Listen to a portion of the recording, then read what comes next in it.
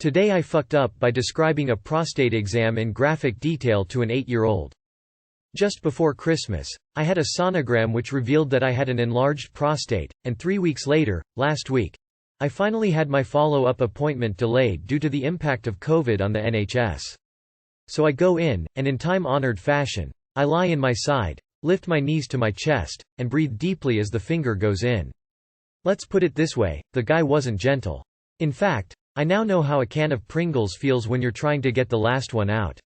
Anyway, appointment over, I drive, gingerly, off to pick my kid up from school, trying to take the route with the least speed bumps. Waiting at the gates when I get there is one of the other dads who I get on with really well, and it appears that my kid had told his kid that I had an appointment and that it was something to do with my wee problem. The guy had pretty much sussed it, and he asked conversationally how it went. I asked him if he really wanted to know, and he said he did because he was thinking about getting himself checked out, or at least his wife was bugging him about it. So I give him the blow by blow. I tell him how the finger goes in, roots around, pops back out.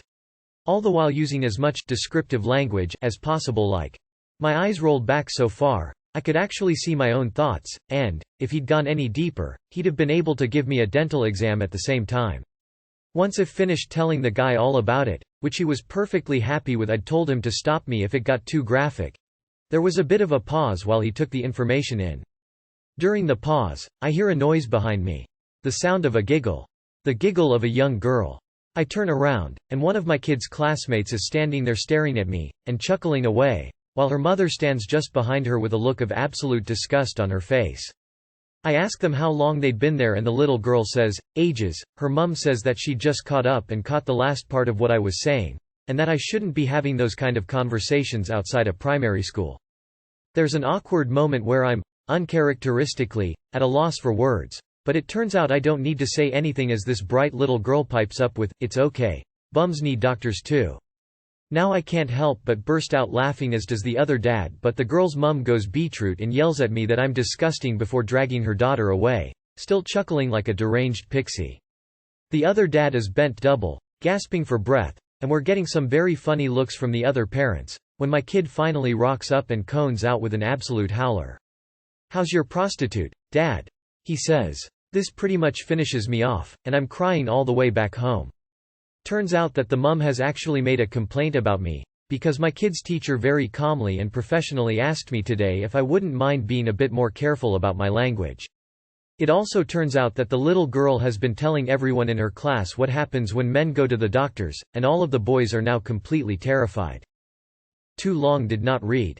I told someone about my prostate X and was overheard by an 8-year-old girl, and she's used the details to scare the life out of her classmates. It's a medical procedure, come on. That little girl is going to be in for a surprise when she starts seeing a gynecologist because mom is too afraid of telling their kids how medical procedures work. Okay, I would see this half as a fuck up and half not, because that shit is funny as fuck. Honestly, that little girl is more wise than her mother, it seems. That is some wise shit to say right there with a proper lack of care.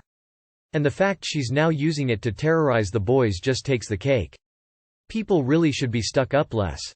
Some days it's bad to have a vivid imagination. Today is one of those days, and now I'll think of you every time I eat Pringles. As if the moms don't talk about women's problems. If you don't watch Letterkenny, you should. There's a whole episode dedicated to prostate exams in season 10. Also, this is hilarious. Isn't listening into someone's private conversation worse than you discussing a fairly routine, if uncomfortable, medical procedure? LMAO, if she bothered to watch her kid, it wouldn't have happened. Today I fucked up by admitting my feelings for my friend. I need opinions and thoughts, so I have this friend who I have known for years and we became really close. I mean, saying I love you to each other a lot. I developed feelings, and each time it was building up. Eventually I was starting to feel physically ill because it was becoming too much to hold, and I thought it's better to be honest than to live with the regret. I told her I had feelings, but she told me she sees me as a brother instead. I really just wanted to know where we are. I was actually quite calm and relieved. She seemed to be somewhat okay. Then she went off the Xbox and I sent one message after and told her that I respect what she has said and how she views me, and that I hope we can go back to the way things used to be before, because we do have happy memories. But now she is ghosting me. She hasn't seen message and hasn't seen it. I am giving her some time. She still views my stories though, nor has she unfriended me. What could this mean? Too long did not read. Today I fucked up by admitting I have feelings for my friend. I don't think you fucked up but, homie. Punctation. It's important. For fuck's sake. She just needs a minute. You handled this very well, to be honest. This is hardly a TIFU. This is just how life goes. Else you'd have written a "today I fucked up" that you didn't tell a girl you had feelings for how you felt and now you see her leave with someone else. There's also nothing you can do about it. Don't push it, just wait it out. How much time has passed between you telling her and now? If it's just like a day, dude, don't freak out. Next time you meet, just behave normally. Maybe don't touch as much if that's how you've been. You need distance too, so you can start getting over this gently. Chin up, son. You gotta try, man. Be respectful, and you might have to cut contact if it sucks to be near her. Holy run-on sentence, Batman. Maybe she doesn't like you back because of your lack of punctuation. This happened to one of the girls I dated in HS. Best friends, ended up liking her, told her, we kissed to test, and she said she felt nothing. Month or so later I ended up with a GF. And she flipped her script and wanted to date me and ended up dating down the line. Don't let now affect later. Live your life, shit will align itself. Of course, nobody can speak for her, but I think it's safe to expect that maybe she's feeling overwhelmed or a little bit confused. Which is just as valid for her as it is for you to have your feelings. Try to wait it out and respect her space. If you decide to push her for answers, try to do so out of care for her, and wanting to check in on her, rather than wanting to comfort yourself. You can comfort yourself without her, and she probably doesn't want to feel forced into that process.